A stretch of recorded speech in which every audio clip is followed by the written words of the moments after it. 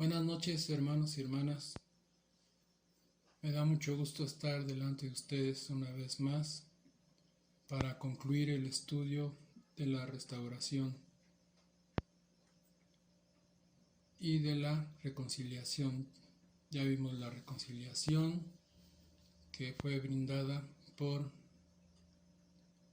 nuestro Señor Jesucristo y su sacrificio.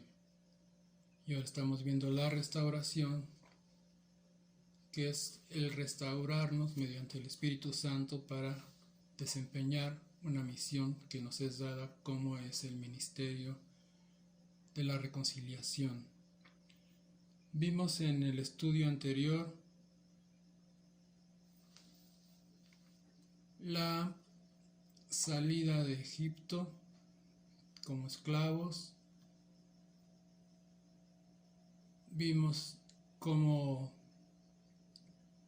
el Señor los cubría con su presencia, con el Shekinah, una nube, y en la noche con la lumbrera, y cómo se entregó la ley y el pueblo aceptó sin condiciones. Pero cuando el Señor le estaba dando a Moisés la ley, ellos ya estaban adorando un ídolo creado por ellos mismos. Entonces el Señor, para que ellos se reconciliaran con Dios, le pusieron los sacrificios de animales como un símbolo que por la sangre de ellos iban a ser limpiados sus pecados, y eso apunta a nuestro Señor Jesucristo. Vimos la construcción del tabernáculo, vimos a los elementos que componen el tabernáculo, muy importantes, como el altar del holocausto, el lavacro o la fuente de bronce o lavatorio de bronce, el menora, que como vimos en Isaías 11 son los 7 espíritus de Dios, la mesa de los panes, que son 12 panes representando las 12 tribus, el cuerpo de Cristo sin levadura, que significa sin pecado, y las hierbas amargas, que significan el dolor y las lágrimas, tanto del pueblo como de nuestro Señor Jesucristo. Y también el pan es el cuerpo de Cristo, o sea que también es un símbolo de la iglesia desde ese entonces. Sabemos que el Señor ya todo esto lo tiene planeado. También vimos el altar del incienso, que el aroma y el perfume del incienso son las oraciones gratas a nuestro Señor. Y el templo de David se le llama, pero en realidad lo construyó Salomón. Pero la restauración del tabernáculo de David significa hoy desechar el formalismo, el legalismo y la condenación. Vamos a empezar este estudio, pero vamos a ponernos en manos de nuestro Padre Celestial. Inclinemos nuestro rostro. Padre bendito, te damos gracias, Señor, de que tú nos estés enseñando por medio de la Escritura tu voluntad, la voluntad que tú tienes para nuestro pueblo, para tu pueblo, para nosotros mismos individualmente y como iglesia, como un solo cuerpo, unánime en un mismo sentir y en un mismo espíritu. Te damos gracias, Señor, que tú abras nuestros oídos y nuestros sentidos espirituales, Señor. También te damos gracias por todo lo que tú has hecho por nosotros por fortalecernos en esta prueba, Señor. Te damos gracias que tú nos estás enseñando, adiestrando para la batalla, que tú nos estás fortaleciendo y que nos estás preparando para salir como ejército tuyo, Señor, arrebatar el reino de los cielos. Te damos gracias también por las personas, parientes o conocidos de todos nosotros que te los has llevado por medio de la enfermedad del COVID, y te damos gracias, Señor, por levantar a los que has sanado, Señor. Te damos gracias, Señor, que tú nos sigas preparando y que tú decidas el tiempo en que tengamos que salir a la batalla y tener victoria tras victoria. Todo esto te lo agradecemos, te lo pedimos en el nombre de tu Hijo amado, Cristo Jesús. Amén.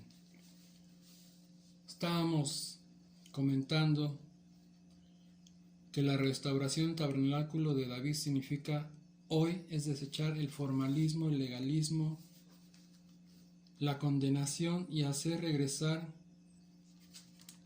al sufrido pueblo de la iglesia y al mundo a los brazos de nuestro Padre Celestial, que es un Dios amoroso, que es la esencia de Él, es el amor. Vamos a leer Hebreos 10. Vamos a tener la lectura. Recomiendo, hermanos, su cuaderno, su lápiz,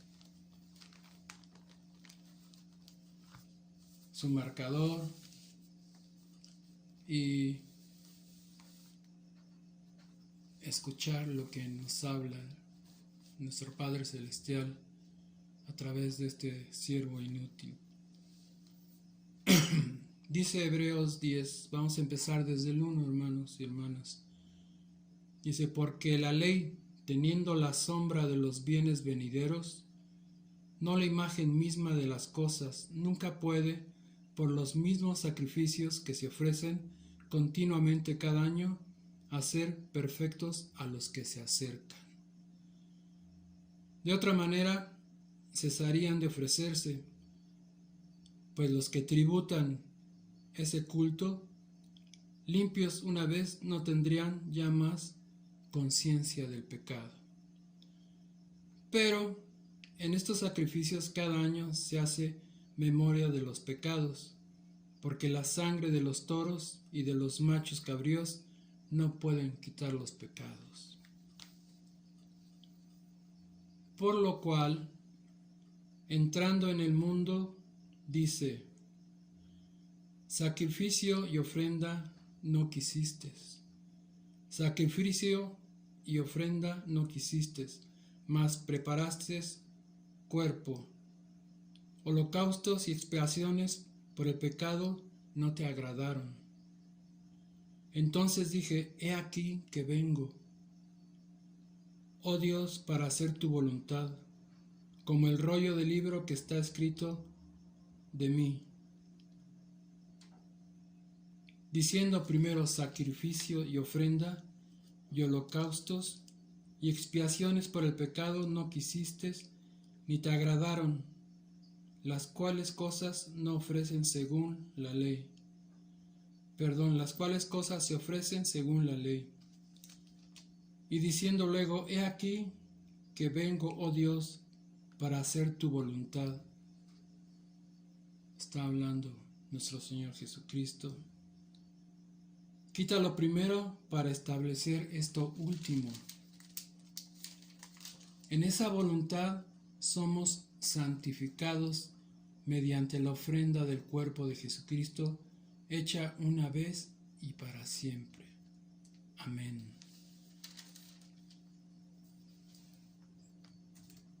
Vamos a ver aquí que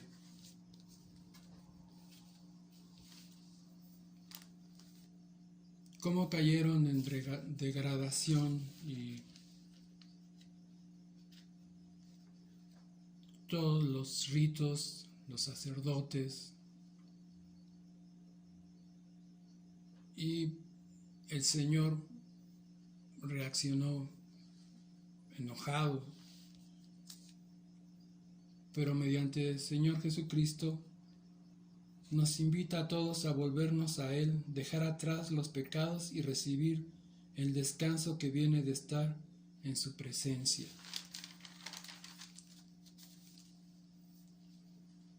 Así como el tabernáculo de David representó la restauración de la amistad con Dios que se perdió en el Edén, ¿recuerdan? La analogía del renuevo simboliza la restauración de la imagen de Dios, la santidad y el vínculo familiar con Dios. Vamos a Isaías 4, 2 y 3. Repito, vamos a Isaías 4, 2 y 3.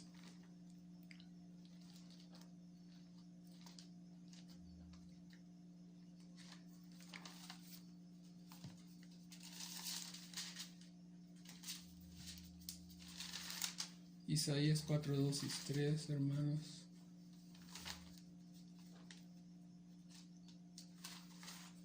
Sí, vamos a ver cómo se corrompe todo esto de los sacrificios y ponen otras reglas, otras normas, los sacerdotes. Dijimos que era Isaías 4, del 2 al 3. En aquel tiempo el renuevo de Jehová será para hermosura y gloria, y el fruto de la tierra para grandeza y honra a los sobrevivientes de Israel.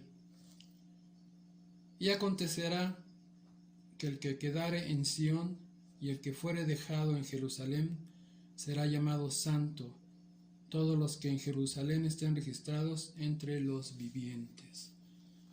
Vamos a ver esta etapa que es algo dura,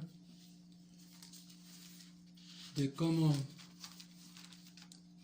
quisieron por ellos mismos reconciliarse con Dios, pero no pudieron. Hay una cosa importante: cuando entraron a la tierra prometida, el Señor les dijo que no se mezclaran con las otras tribus, que los exterminaran. Él sabía que se iban a contaminar con eso y no obedecieron al pie de la letra y empezó a contaminarse el pueblo. Y los inútiles esfuerzos humanos de autorrestauración no dieron muy buen resultado. Dios prometió enviar un profeta como Moisés a los israelitas a fin de garantizar su libertad o su liberación definitiva, pero no dio resultado. Y se fue corrompiendo. Se separaron dos reinos, el del norte y el del sur, Israel y Judá. Y donde se ve más el enojo y el dolor del Señor es en Jeremías. Vamos a ver Jeremías. Es el 9.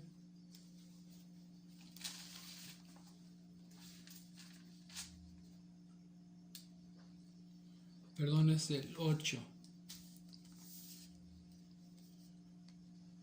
En aquel tiempo estaba ya muy deteriorado el pueblo y había muchas cosas no gratas para el Señor. Y en este tiempo Jeremías le tocó una tarea muy difícil. hablar de lo que no les iba a gustar oír a los israelitas. Vamos a ver en versículo 8 de Jeremías 8 dice: ¿Cómo dicen nosotros somos sabios y la ley de Jehová está con nosotros? Ciertamente la ha cambiado en mentira la pluma mentirosa de los escribas. Los sabios se avergonzaron, se espantaron y fueron consternados. He aquí que aborrecieron la palabra de Jehová. ¿Y qué sabiduría tienen? Por tanto, daré a otros sus mujeres y sus campos a quien los conquisten, porque desde el más pequeño hasta el más grande cada uno sigue la avaricia. Desde el profeta hasta el sacerdote todos hacen engaño. Vemos que estaba muy fuerte ya la corrupción. Es una difícil situación y nos recuerda a muchos en la iglesia de nuestros días. Hay remanentes que llevan sana doctrina, que son verdaderamente la iglesia de Cristo, pero hay otros que no. Y está escrito en las profecías. Y vemos que en ese tiempo nunca establecieron una relación personal con Dios. Vamos a ver la corrupción de los líderes. Dice, habiendo escogido a otros en lugar de a Dios, el pueblo pronto comenzó a escuchar mentiras. Volvemos a Jeremías. Jeremías es un libro que está antes de la cautividad de Babilonia. Es Jeremías 9, 2 y 3. Vamos a leer. Oh, que me diese en el desierto un albergue de caminantes para que dejase a mi pueblo y de ellos me apartaste. Porque todos ellos son adúlteros, congregación de prevaricadores. Hicieron que su lengua lanzara mentira como un arco, y no se fortalecieron para la verdad en la tierra, porque de mal en mal procedieron y me han desconocido, dice Jehová. Acordémonos que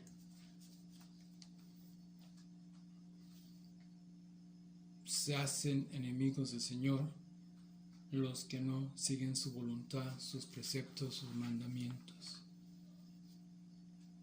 Y utilizaban sus oficios y ministerios en provecho personal, no para servir al pueblo.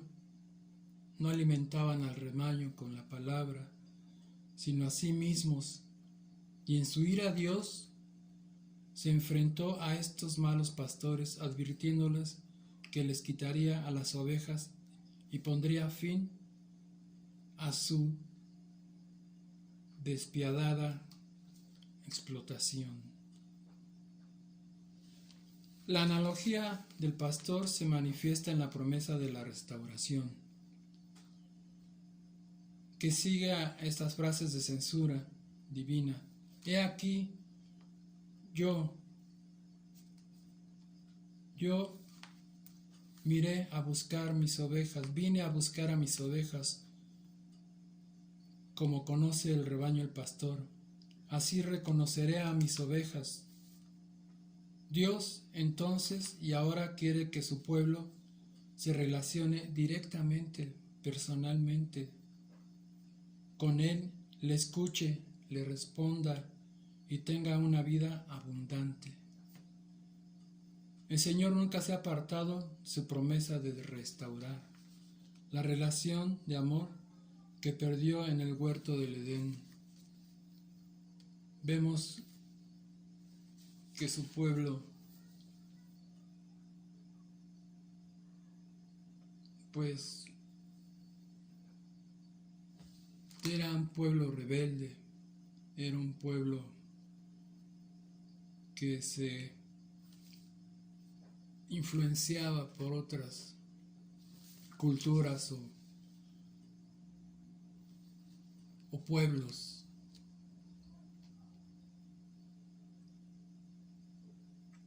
Y nosotros no nos salvamos de eso, hermanos y hermanas, porque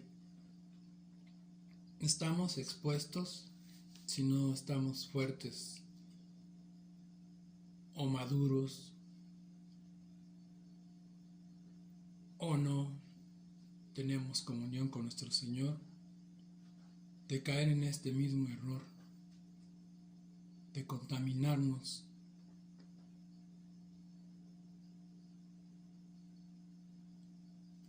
Y es un momento en el que lo está dando el Señor en este tiempo para hacer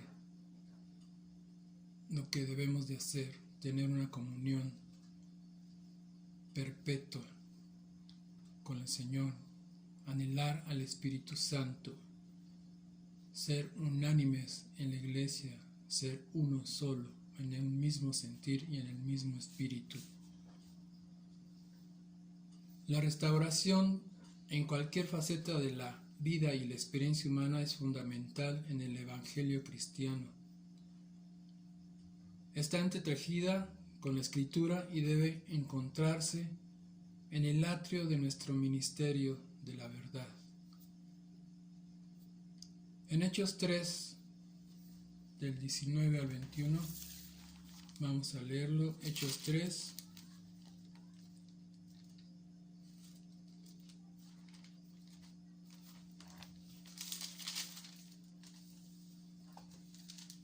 del 19 al 21. Dice así la palabra, hermanos y hermanas. Así que arrepiéntanse y conviértanse para que sean borrados sus pecados, para que venga de la presencia del Señor tiempos de refrigerio, de descanso, de paz. Y Él envía a Jesucristo, que les fue antes anunciado, a quien de cierto es necesario que el cielo reciba hasta los tiempos de la restauración. O sea que el Señor está esperando para venir estos tiempos de restauración, hermanos y hermanas. Que la iglesia haga y cumpla con ese ministerio de reconciliación. Pero antes tenemos que estar restaurados, porque si no estamos restaurados por medio del Espíritu Santo, no vamos a ser aptos por nosotros mismos para ese ministerio de reconciliación.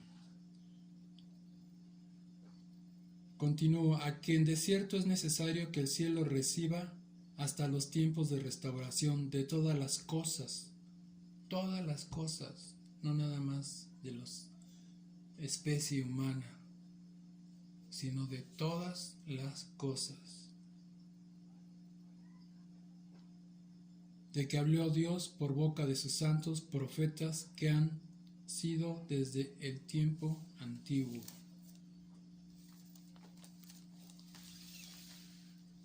Nos dice una de las mejores referencias esta cita de la restauración en el Nuevo Testamento.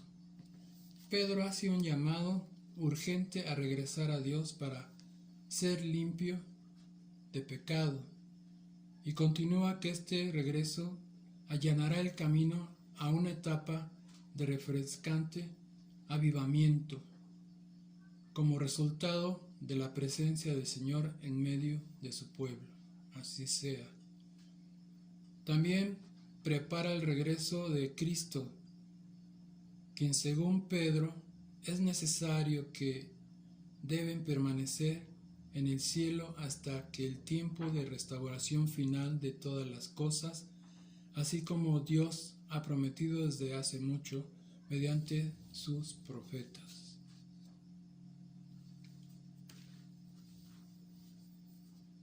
vamos a esa restauración del tabernáculo de David es la restauración de nosotros, y el tabernáculo de David está en nuestro interior. No es la construcción, ya no tenemos símbolos, sino tenemos la palabra, el Espíritu Santo, la guianza de nuestros pastores, de nuestros maestros, de nuestro testimonio, y si queremos ser llenos del Espíritu Santo, lo tenemos, pero si queremos ser llenos, como en ese día de Pentecostés, que se acerca pronto,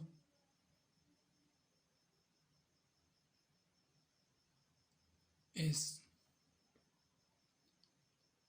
ser llenos del Espíritu Santo como resultado de estar unánimes.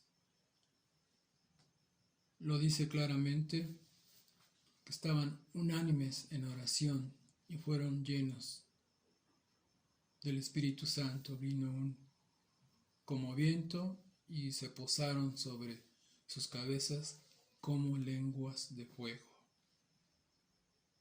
Y ese fue el principio del avivamiento en esos tiempos. Fue el principio de la iglesia. Fue el principio de ese ministerio que ahora en estos tiempos nuevamente es necesario.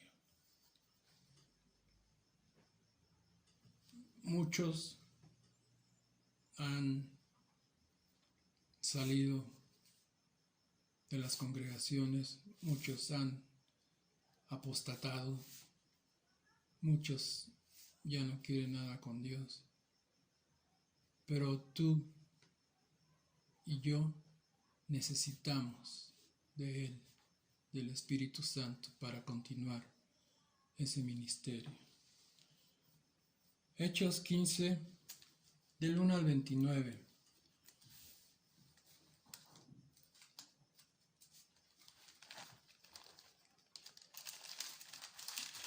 Hermanos, se los voy a dejar de tarea para que nos alcance el tiempo para terminar el estudio.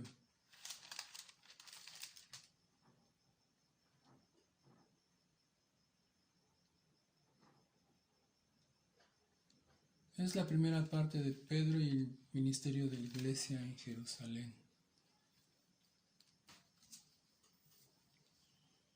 Nos dice una de las mejores referencias que de la restauración en el Nuevo Testamento, como habíamos dicho. En Hechos 15, de 1 al 29, es en un concilio. Concilio es como es una reunión ministerial y se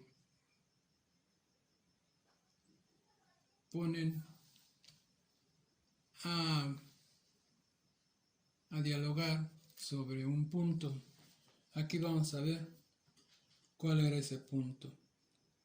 Surgió la pregunta en ese concilio si los gentiles podían ser aceptados como cristianos sin someterse a la ley de Moisés. Pedro respondió que ni los judíos de su tiempo ni sus padres habían podido acatar o soportar el peso de la ley, y por lo tanto no tenía sentido que los gentiles se sometieran a ella. Antes creemos que por la gracia del Señor Jesús seremos salvos de igual modo que también los gentiles. Y como testimonio pues tenemos a Pablo, que el Señor lo escogió para llevar la palabra, fundar iglesias, cuidar que fuera sana su doctrina, o si había algo por medio de epístolas, cartas, a los que quedaban encargados se les indicaba qué tenían que hacer, y si no, él iba hasta que cayó una vez arrestado, por segunda vez, pero nunca dejó de estar en contacto y vigilando, ministrando y de cierta forma abrazando las necesidades de sus templos que había, sus congregaciones que había fundado. En Santiago también se confirma la declaración de Pedro, citando el pasaje de Amós en el cual Dios promete reedificar el tabernáculo de David para que el resto de los hombres busque al Señor. Está bien en Hechos 15, 16, precisamente esta cita. Hechos 15, del 16 al 17. Hechos 15, del 16 al 17. Ya dimos un salto desde tabernáculo, nos saltamos lo de Salomón, cómo se construyó el templo, cómo fue utilizado los orfebres que traían todo el material de muy lejos, la madera y todo esto, para ver cómo se va cumpliendo la promesa de la restauración. Dijimos que era Hechos 15 del 16 al 17. La palabra dice así: Después de esto volveré y reedificaré el tabernáculo de David que está caído, y repararé sus ruinas, y volveré a levantar. O sea, esto es simbólico. El tabernáculo es nosotros, la iglesia, la congregación. Dice, después de esto volveré y reedificaré el tabernáculo de David que está caído, y repararé sus ruinas, y lo volveré a levantar para que el resto de los hombres busque al Señor y todos los gentiles sobre los cuales es invocado mi nombre. Dice el Señor que hace conocer todo esto desde tiempos antiguos.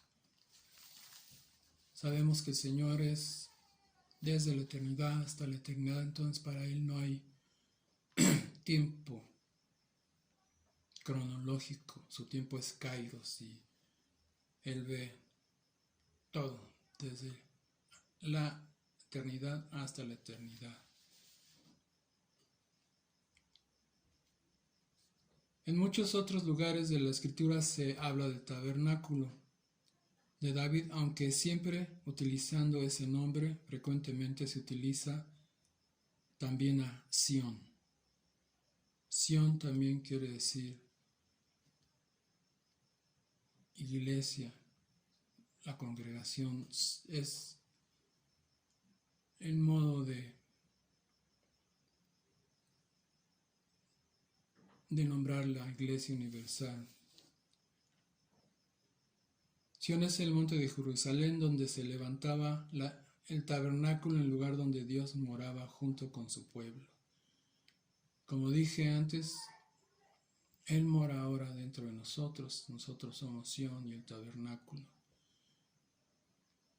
Joel 2 comienza con un llamado emotivo: a tocar trompeta de Sión y da la alarma a mi santo monte. Hebreos 12:22. En cambio, ustedes han llegado al monte Sión en ambos casos la referencia es el tabernáculo de David. Una comprensión del concepto de la restauración divina de este tabernáculo es esencial porque permite una visión bíblica clara de la iglesia de hoy. La remoción de las obras humanas. Todo lo que Israel y Judá habían edificado por sí mismas durante generaciones de esfuerzo propio era abominación para Dios. Y éste entregó para destrucción todo lo que había logrado mediante la obra de sus manos. Apunten por favor, espero lean Jeremías 1:16 y Jeremías 32 del 29 al 36. Repito, Jeremías 1:16 y 32:29 al 36.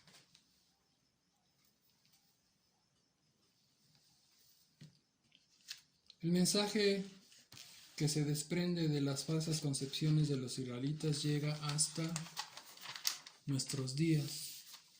Y el autor de Hebreos habla de la remoción que Dios se dispone a llevar a cabo. Vamos a Hebreos 12, 26, 27. Por favor, hermanas y hermanos. Hebreos 12, 26 y 27.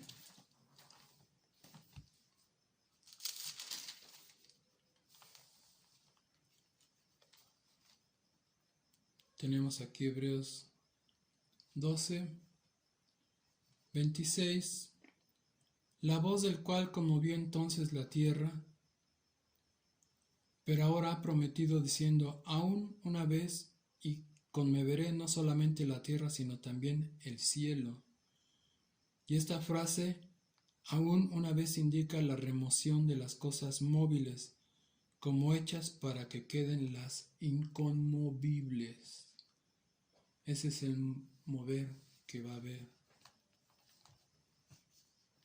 Todo esto que vemos aquí es pasajero, pero después vamos a ver cosas que ya no van a pasar, van a quedar permanentemente. Primeramente Dios. Él prometió que toda cosa y obra humana levantada con la energía y la sabiduría de la carne son las que van a ser removidas. Solo las cosas inconmovibles, lo que hayan sido levantado gracias a la sabiduría y al poder eterno de Dios, permanecerán. La gran remoción o restauración profetizada en Hebreos ha comenzado y continúa en la iglesia hoy en nuestros días. Y eso es debido a que los mismos que afectaron a Israel buscan agradar a Dios mediante el culto ritual, prácticas idólatras y decadencia moral, corrupción del liderazgo y el adorar la obra de manos humanas. Se manifiestan también en la iglesia. La remoción de estas cosas forma parte del proceso de la restauración. Vemos cómo desde principio hasta ahorita hemos arrastrado toda la consecuencia de la decisión de hacer las cosas según nosotros, por nosotros mismos y nuestras fuerzas que son limitadas. Y el Señor nos ofrece hacer las cosas con sabiduría divina, con ese poder infinito. Nos habla también de que nosotros vamos a hacer cosas mayores de las que se hizo en el tiempo de Jesucristo. Hermanos y hermanas, es el tiempo de que no podemos seguir siendo espectadores. Ha llegado el tiempo, hermanos y hermanas, que tenemos que actuar, que ser verbo, tener, dar. Todo lo que se nos ha dado de gracia, darlo también, reconciliar a las gentes que no conocen del Señor o que medio lo conocen o que tienen una imagen equivocada del Señor.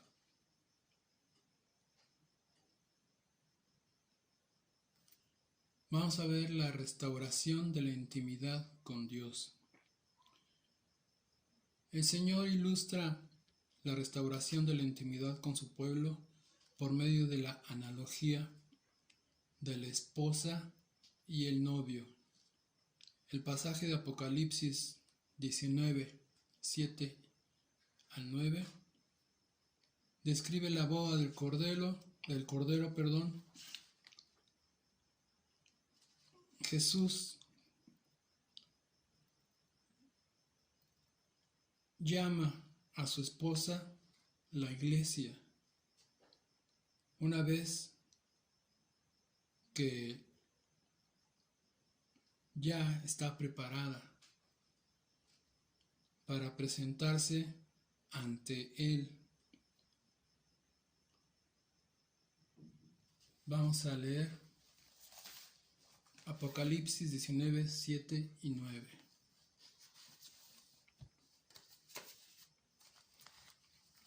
Apunten, hermanos, es Apocalipsis 19, del 7 al 9.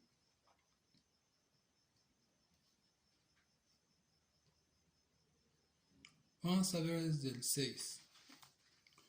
Y dice así la palabra del Señor. Y oí como la voz de una gran multitud, como el estruendo de muchas aguas, y como la voz de grandes truenos decía, Aleluya, porque el Señor nuestro Dios Todopoderoso reina.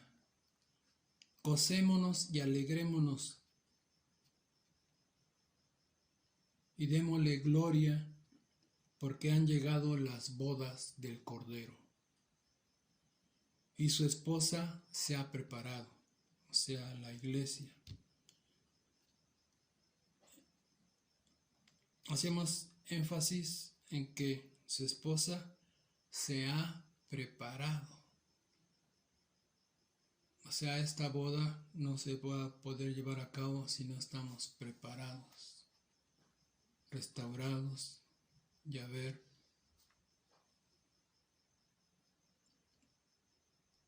pues hecho el encargo que nos ha dado el Señor de la reconciliación, el ministerio de la reconciliación. Y a ella se le ha concedido, a la iglesia, que se vista de lino fino, limpio y resplandeciente, sin mancha y sin arruga, porque el lino fino es las acciones justas de los santos. Y el ángel me dijo, escribe, bienaventurados los que son llamados a la cena de las bodas del Cordero, y me dijo, estas son palabras verdaderas de Dios. Esta es la restauración de la intimidad con Dios.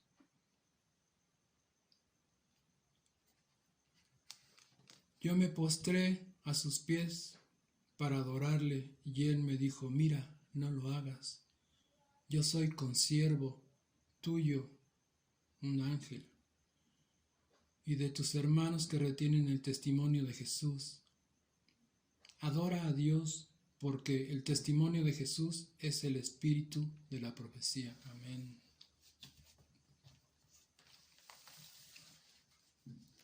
Si anhelamos estar invitados a la cena, anhelemos primero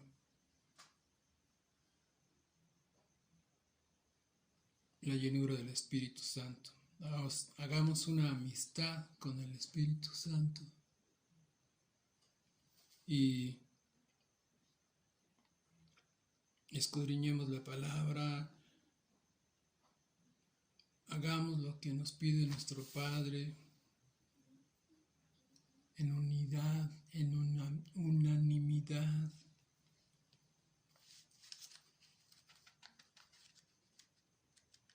En su carta a Efesios, Pablo explica cómo la esposa se prepara, sometiéndose a Dios y permitiéndole purificarle. O sea, nosotros tenemos que permitir que nos purifique. En el lavamiento del agua por la palabra, a fin de representarse o presentarse, más bien dicho, ante el Señor, sin mancha y sin arruga. Efesios 5 del 25 al 27.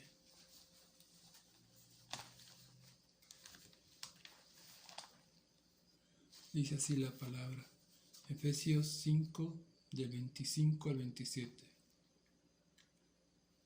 Maridos, amen a sus mujeres así como Cristo amó a la iglesia y se entregó a sí mismo por ella en su sacrificio, para santificarla, habiéndola purificado en el lavamiento del agua por la palabra, a fin de presentársela a sí mismo una iglesia gloriosa que no tuviese mancha ni arruga ni cosa semejante, sino que fuese santa y sin mancha.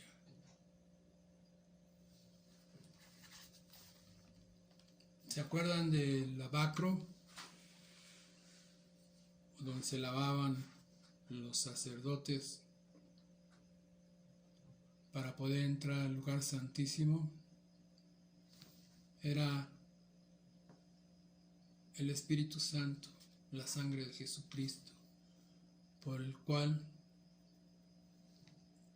somos limpiados, purificados. Desde entonces apunta el plan de restauración. Desde que cubrió a Eva y Adán con un sacrificio y cubrió su desnudez. Después, posteriormente, con el diluvio y el arco iris, que hasta la fecha lo vemos gracias a Él. Él nos prometió y Él cumple sus promesas de que nunca iba a terminar la humanidad por agua. Luego, cómo incuba al pueblo hebreo en Egipto en cautividad, esclavitud. Y hay una analogía con nosotros, que también Él nos rescató de la esclavitud, de las tinieblas, el Señor Jesucristo. Y en aquel entonces usó a Moisés. Fue dada la ley, pero el hombre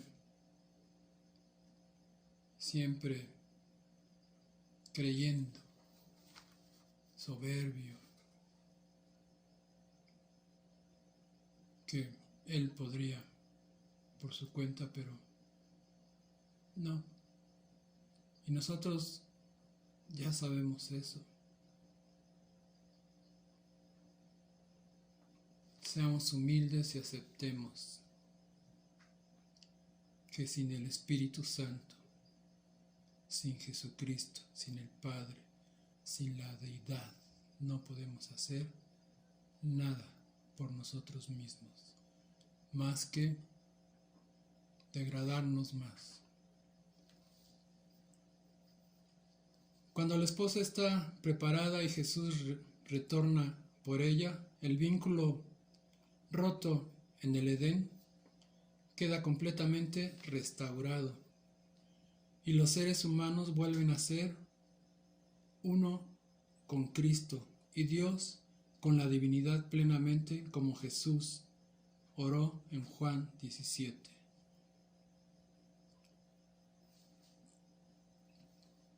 Vamos a ver un poquito rápido eso de Juan 17. O se los dejo de tarea, hermanos. Bueno, Jesús ora por sus discípulos. Es una oración intercesora de Cristo. Y Jesús ora por todos los creyentes. Mas no ruego solamente por estos, es 17:20, hermanos. Mas no ruego solamente por estos, sino también por los que han de creer en mí por la palabra de ellos, para que todos sean uno como tú, oh Padre, en mí y yo en ti, que también ellos sean uno en nosotros, para que el mundo crea que tú me enviaste. La gloria que me diste, yo les he dado para que sean uno mismo, como nosotros somos uno. Yo en ellos y tú en mí, para que sean perfectos en unidad, para que el mundo conozca que tú me enviaste y que los has amado a ellos como también me has amado. Padre, aquellos que me has dado, quiero que donde yo estoy también ellos estén conmigo, para que vean mi gloria que me has dado porque me has amado desde antes de la fundación del mundo. Padre justo, el mundo no te ha conocido, pero yo te he conocido, y estos han conocido que tú me enviaste, y les he dado a conocer tu nombre, y lo daré a conocer aún, para que el amor con que me has amado esté en ellos y yo en ellos. Hermoso.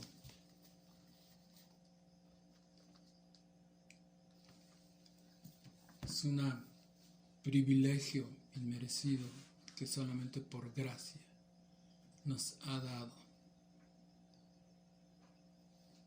Y me viene a mi corazón y a mi mente esa frase que dice: bástate con mi gracia. ¿Qué más queremos que la gracia de nuestro Señor? En estos días de restauración, Dios prepara a la esposa en hermosura y poder, y la viste de su gloria. Hermosura y poder que viene de lo alto. Nosotros vamos a ser instrumentos nada más. Guardémonos en humildad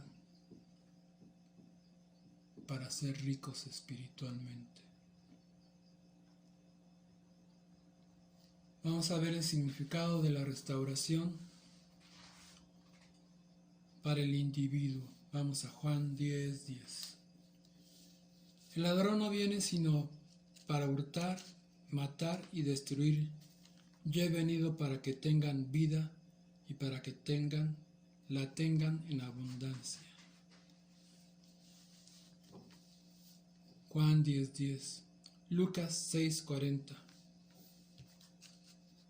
Tal vez la mejor manera de resumir todo lo que significa la restauración para cada creyente individualmente sería invocar una sencilla palabra utilizada tanto en el Antiguo como en el Nuevo Testamento: vida.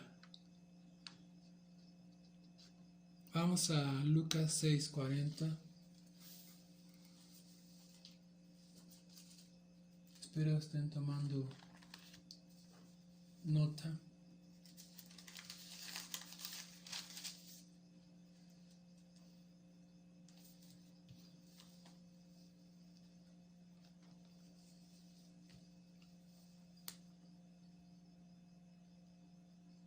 Es algo muy importante.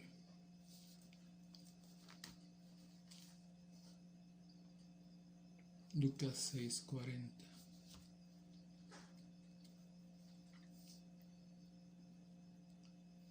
Es una parábola y dice así en el 39, hermanos y hermanas: ¿acaso puede un ciego guiara a otro ciego? ¿No caerán ambos en el hoyo? El discípulo no es superior a su maestro, mas todo aquel que fuere perfeccionado será como su maestro. El que fuera perfeccionado, Él nos está perfeccionando si nosotros nos dejamos y anhelamos a ser como el maestro, como nuestro maestro. ¿Por qué miras la paja que está en el ojo de tu hermano y no echas de ver la viga que está en tu propio ojo? ¿O cómo puedes decir a tu hermano, hermano, déjame sacar la paja que está en tu ojo, no mirando tú la viga que está en tu ojo propio? Hipócrita, saca primero la viga de tu propio ojo y entonces verás bien para sacar la paja que está en el ojo de tu hermano.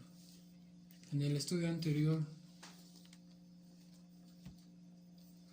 el Señor hizo la recomendación que no juzguemos, no critiquemos, no andemos en chismes, que este tiempo es para autoexaminarnos, no para ver los defectos de los demás, sino los de nosotros. Y recordando también, nosotros estamos cimentados en la roca, que es Jesucristo, pero nuestros 4 pilares son la oración, la lectura bíblica, el ayuno y la reflexión de la palabra. Y, claro, llevarla a cabo. Tal vez la mejor manera de resumir todo esto significa que la restauración para el creyente es individualmente seria. Y anhelar vida, la vida que nos da el Señor. Dice el Señor que Él es la vida para ti. En Colosenses 3:4, Pablo dice de Cristo, Cristo nuestra vida, y Jesús dice, yo he venido para que tengan vida y para que la tengan en abundancia. Juan 10:10. Restauración. Para el enemigo reemplazar la muerte espiritual con la vida espiritual, vemos en Ezequiel 36 del 25 al 28, describe gráficamente esta sustitución, pero no solo recibimos un nuevo tipo y una nueva calidad de vida, sino también debemos crecer en ella, desarrollarla, llevarla a cabo, seguir escarbando para encontrar ese tesoro, seguir escudriñando en la palabra, en la reflexión, en la oración, en el ayuno. Acordémonos que estos son nuestros 4 pilares y nuestros cimientos es la roca.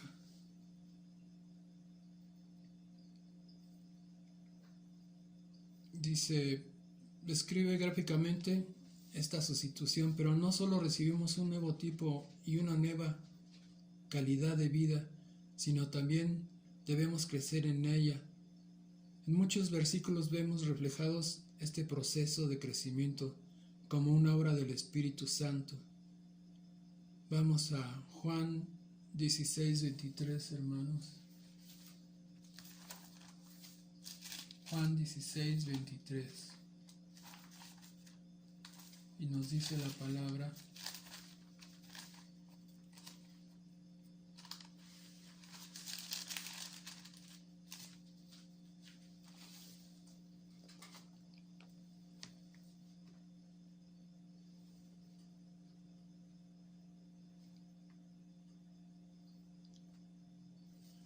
vamos a ver desde el 21, hermanos, hasta el 23 o 24, para tener más claridad.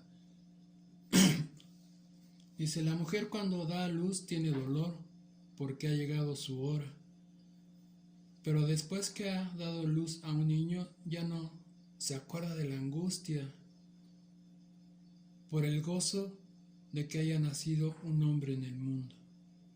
También ustedes ahora tienen tristeza, pero se volverá a ver y se gozará vuestro corazón y nadie les quitará su gozo.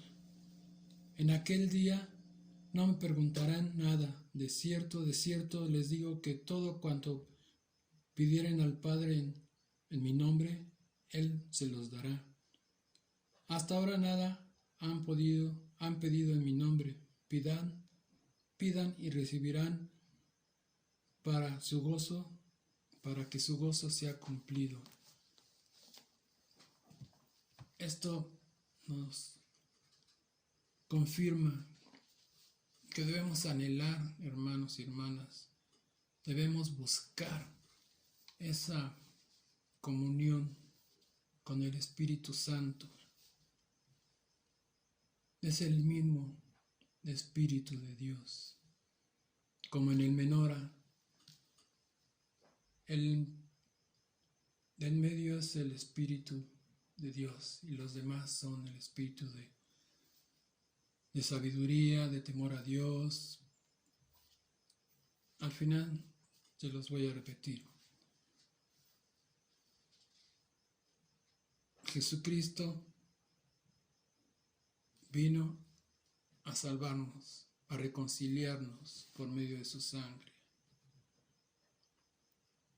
Ahora, a que le toca actuar en nosotros es al Espíritu Santo. Dios está sentado y a su diestra está nuestro Señor Jesucristo, esperando a su novia, a nosotros.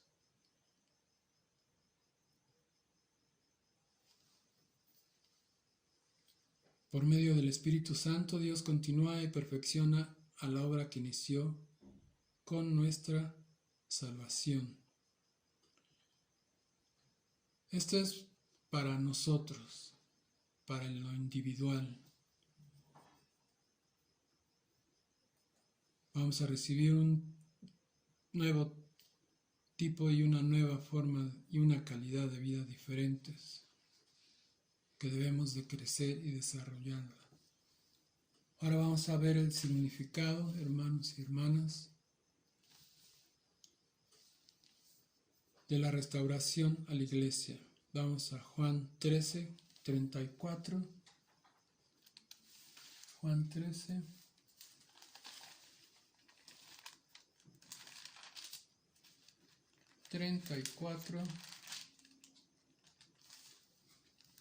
Y 35.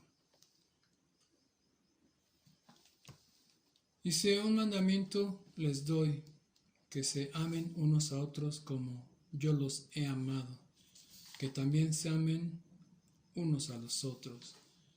En esto conocerán todos que son mis discípulos, si tuvieren amor unos con nosotros. Para la iglesia,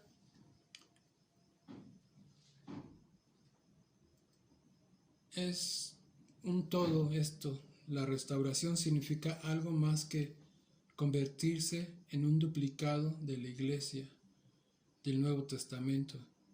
Recordemos que la restauración significa la creación de algo que se supera al original. Si recordemos cómo a Job lo restauró y le duplicó todo lo que le había quitado: hijos, posesiones.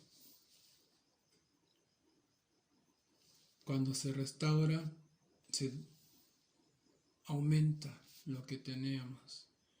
En primer lugar, la restauración significa que la iglesia desplegará el tipo de amor que manifiesta Jesús durante su ministerio sobre la tierra. Jesús dijo que la gente conocería a sus discípulos por su amor. Lo vemos en Juan 13, 34 y 35, lo acabamos de ver. Qué importante es esto. En primer lugar, la restauración significa que la Iglesia desplegará el tipo de amor que manifestó Jesús durante su ministerio sobre la tierra. Nosotros no lo podríamos hacer por nuestras fuerzas. Necesitamos que el Espíritu Santo nos transforme, nos restaure. Busquémoslo. Él anhela hacer su trabajo en nosotros, pero nosotros tenemos que pedirlo, anhelarlo también. La restauración también significa la manifestación del poder ilimitado de Dios por medio de la Iglesia. Es algo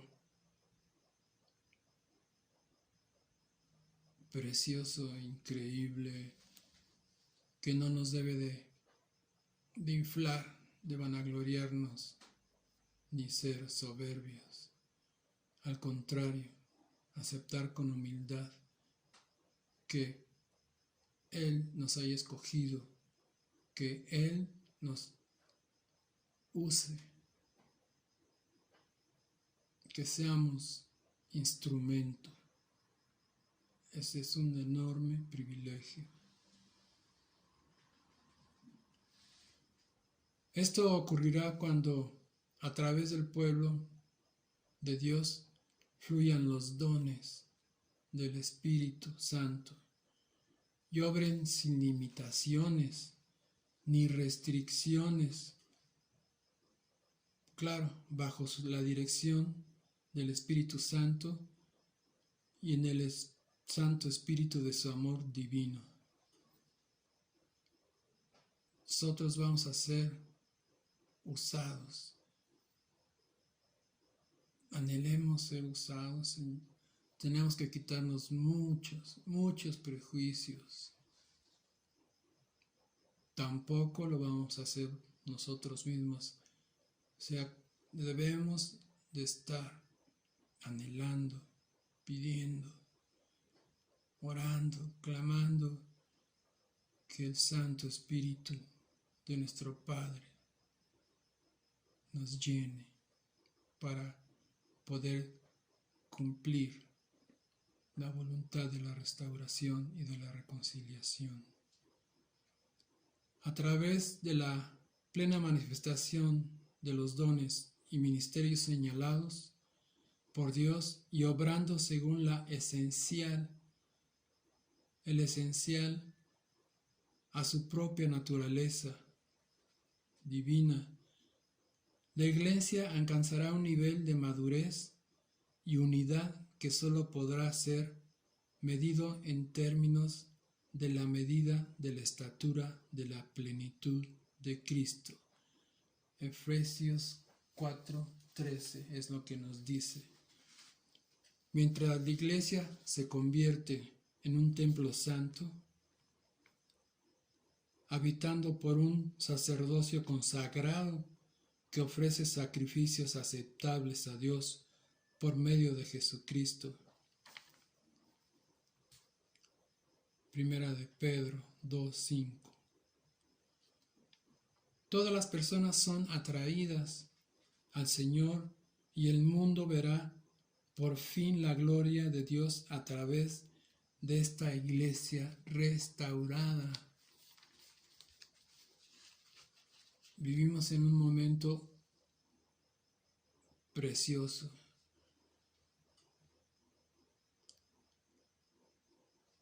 Al comenzar este estudio les dije que era una enorme bendición vivir este contexto histórico y una enorme responsabilidad.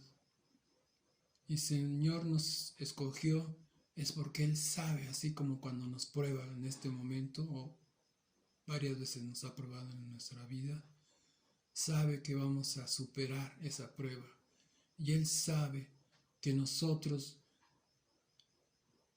podemos hacer la voluntad por medio de su Santo Espíritu y obtener victoria, no para nosotros, sino para Él, para glorificar su nombre, victoria tras victoria, metiéndonos a esa batalla, a ese ministerio, a lo que la iglesia tiene que hacer para poder llegar primeramente a cenar con Él. Mientras la iglesia se convierte en un templo santo, habitado por un sacerdocio consagrado, como habíamos dicho, todas las personas son atraídas al Señor para por fin darle gloria a nuestro Padre Celestial. Vemos que el Espíritu Santo es el agente de restauración. Joel 2, 28 y 29. Y después de esto derramaré mi espíritu sobre toda carne, y profetizarán sus hijos y sus hijas, sus ancianos soñarán sueños y sus jóvenes verán visiones. Y también por los siervos y sobre las siervas derramaré mi espíritu en aquellos días. Hoy estamos en esos días. La obra de restauración de Dios es una obra del Espíritu Santo en y a través de las vidas de aquellos que han creído en Jesús y han nacido de lo alto. Amén. Juan 3:3. Respondió Jesús y les dijo: de cierto les digo que el que no naciere de nuevo no puede ver el reino de Dios. Aquí está otra clave. Tenemos que ampliar el ministerio de la reconciliación. Tenemos que dar este mensaje para que nazcan de nuevo y puedan ver el reino de los cielos. Ampliar o seguir el ministerio de Jesucristo. Para eso estamos aquí, hermanos y hermanas. El profeta Joel predijo cuando Dios derramaría su espíritu sobre toda carne. De esa manera su poder sería recibido por todos y no quedaría limitado a un individuo en especial. Esto explica por qué Cristo les dijo a sus discípulos que les convenía que Él se fuera a donde el Padre. Pero yo les digo la verdad, les conviene que yo me vaya, porque si no me fuera el Consolador no vendría a ustedes, mas si me fuere, se los enviaré. Porque entonces el Espíritu les será enviado a morar con ellos, a llenarlos y capacitarlos para que los prodigios de Dios se hicieran a través de ellos. Gloria a Dios, Señor. Gracias te damos por este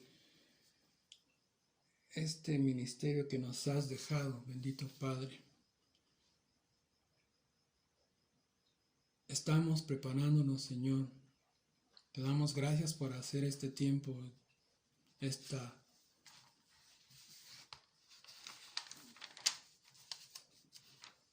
etapa donde estamos, que es una prueba de fe, de madurez, de llenarnos de tu palabra, de comer ese pan que eres tú mediante la palabra, de limpiarnos con esa agua que es tu sangre y el Espíritu Santo.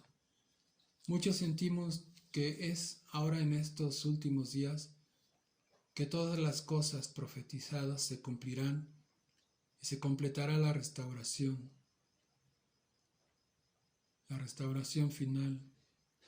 Es el regreso de la iglesia, de la novia de Cristo, a la majestad y a la gloria, preparada por Dios para ella.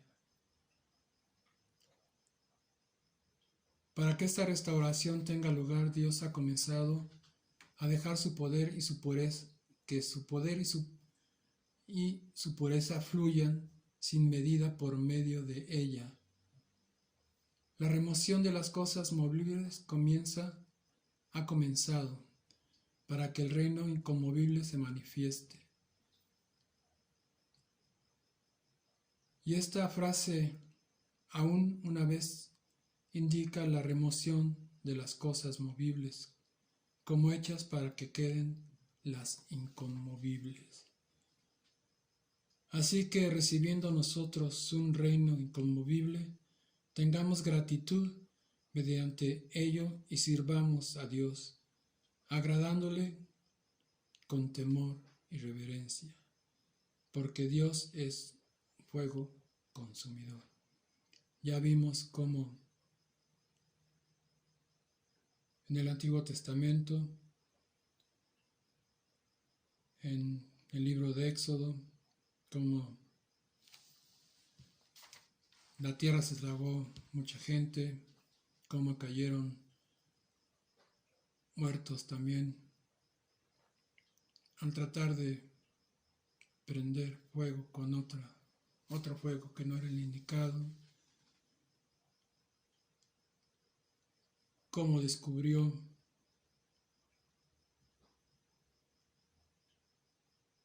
Josué, por parte de Dios, que había anatema en medio del pueblo, cómo castigó a Israel con cautividad, primero dividiéndolo el reino del norte y del sur,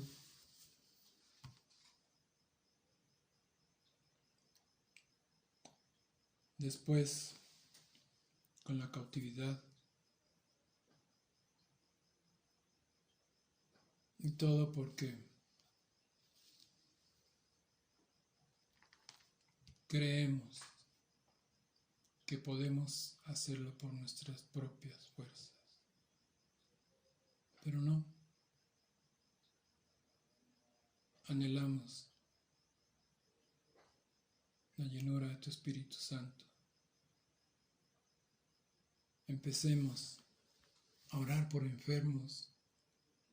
Empecemos a anhelar el don de la fe, de la profecía. Hermanos y hermanas, inclinemos nuestro rostro. Te damos gracias, bendito Padre, por tu palabra, por lo que tú esperas que hagamos. Indudablemente, al escuchar tu voz por medio de la palabra, nos mueves, nos motivas, te creemos y te pedimos la llenura de tu Espíritu Santo. Te pedimos que tú nos fortalezcas, Jesucristo. Y Padre, te pedimos que estemos en tus manos siempre. No permitas que caigamos en la tentación. Te damos gracias, bendito Señor, por todo lo que hablaste hoy. En el nombre de tu Hijo amado Cristo Jesús. Amén y amén. Hermanos, nos veremos pronto en otro estudio, Dios mediante, y agradecemos el vivir en este tiempo infinitamente. Que descansen, hermanos, nos vemos hasta la próxima. Nos veremos en